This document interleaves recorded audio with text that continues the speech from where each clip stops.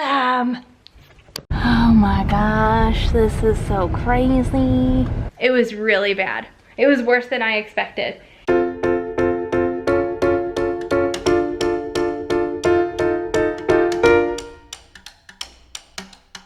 my gosh, we made it. I will update you once I get the car and the babies unloaded, but I'll give you a hint. There was more crying than not crying. Oh, are we happy now? Okay, that's good. All right, everything's unloaded for the most part. I left the big stuff for Brad. This house is adorable. Let me take you on a little tour. Love that. Very cute. This, right off of the entryway, is the cute little kitchen. Adorable. Oh man, there's some babies in here already. Hi guys. Do those come with the house? Cute little living room. Am I describing everything as cute? I think so. This is the main entry, I guess. And then you head down the hallway here. This is a really old house. Pretty bedroom. Adorable bathroom, very classic. And then another bedroom back here. So it's very nice. And then they have a cedar closet. Yeah, that will doodle do. So the trick with babies when they're kind of trained and conditioned like ours to sleep in like perfect sleeping environments, the trick is to try to recreate their sleeping environment wherever you are, which means you can black out the windows with, you just have to use like a black trash bag to make it pretty dark. And that's just out of respect for them. Like that's what they're used to sleeping in, and I think they would sleep fine without it, but like if we can do it pretty easily, then why wouldn't we? So what we're gonna do, I think, now that I'm seeing it, I may have to rethink this, but I was gonna put them, I guess we could put one of them in this room, the guest room or whatever, and we can just block out those windows with the shades actually. That will make it pretty dang dark. And let one of them sleep in here, and then the other one probably can just sleep out in the living room when it's after dark. Or in the bedroom and we can sleep in the living room. That would be kind of fun. What do you think about that? Maybe your dad and I can have a slumber party out here and you guys can take the bedrooms. That would be cool. They're really into the old architecture of this house. So, I mean, it's a pretty, I just feel like it's fun and it's a good idea to get the babies out of the house and get them in a different environment. Get them used to traveling and everything, but if it's totally unnecessary, it's not worth the effort. And they were kind of a wreck on the way down here. Each of them slept for about 20 minutes, but not at the same time. So I think there was maybe like 10 minutes of the entire car ride that there was not crying. It was really bad. It was worse than I expected. And then some of that, they were both crying at the same time. So we did the best we could. I tried to play white noise over the speakers of the car so that they could nap, but it was just really bad because Bear fell asleep first, and then right as he was starting to wake up, Lyndall was crying because she was getting ready to fall asleep. So her crying woke him up, and then she was asleep, and then by the time he was upset enough to start crying, it was like when she was in her light sleep. So it was just the perfect storm. But we all survived. We're all here, and we're definitely gonna need another nap before bedtime. So I don't know if that'll be like in a stroller or if I'm gonna get the pack and play set up. So it's almost 3 o'clock and Brad should be done with work with drill really soon. He's gonna be done really soon and then he'll come join us. It'll be nice to have a little bit of help, won't it, guys? Yeah. Yeah. I'm not saying I won't do this again, but it hasn't been a wonderful experience thus far. It's just been a lot of work. Like I've been working all day at getting us ready and on the road and everything. But it's okay. All right, let's change your diapers. You ready? Ready to change your diapers and eat? Okay, let's do it. I'll be there in 2 minutes. Yay! That's the best thing I've heard all day. Awesome! Dad's home! Yay!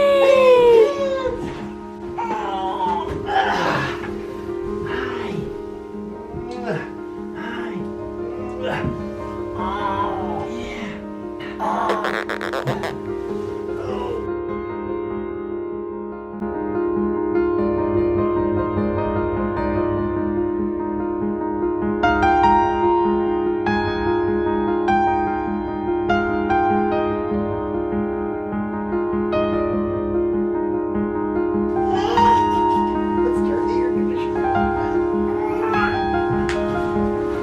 That, as they say, is a lot of doings. The babies have been playing here with Dad. And in the meantime, I've got a lot of doings for me. I've got the ends of the monitors here. In room 1 here, we have the windows blocked out as best we could. It's actually pretty dang dark when you turn off the lamp. And again, it's more of a luxury for the kids, but I think it's worth it for them to have a good night's sleep and a good nap. This is gonna be Lyndall with the sound-only monitor. A couple of books for her to read before her nap and before bed, and that little chair with that lamp. And then if we head back to room number 2, this one's really dark. This is Bear's room.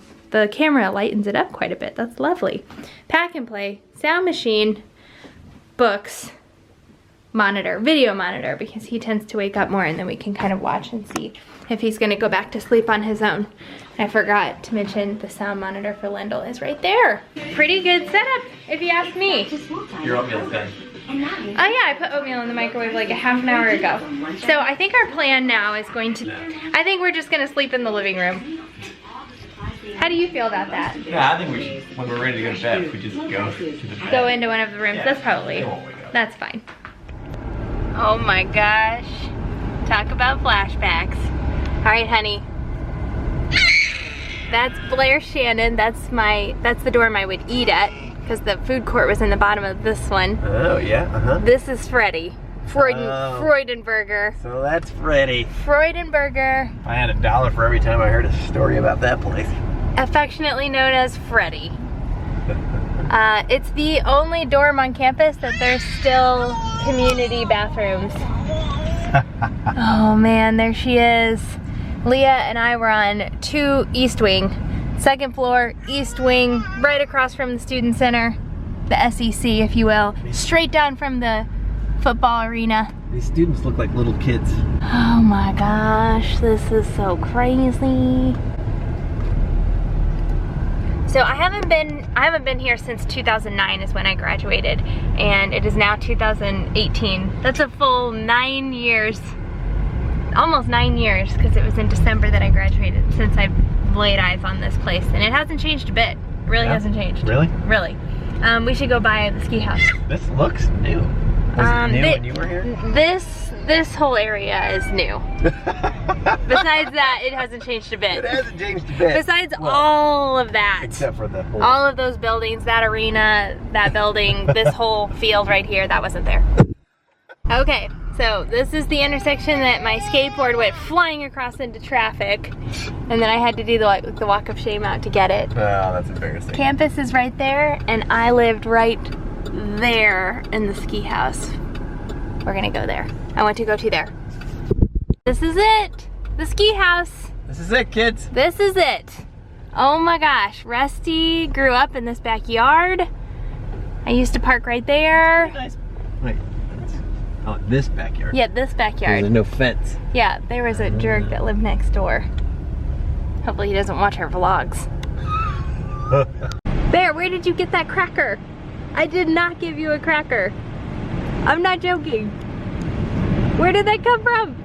He's just back there eating a cracker. Did you give him a cracker? Nope. Snope? Nope. Weird. Well, enjoy. It's probably a little stale.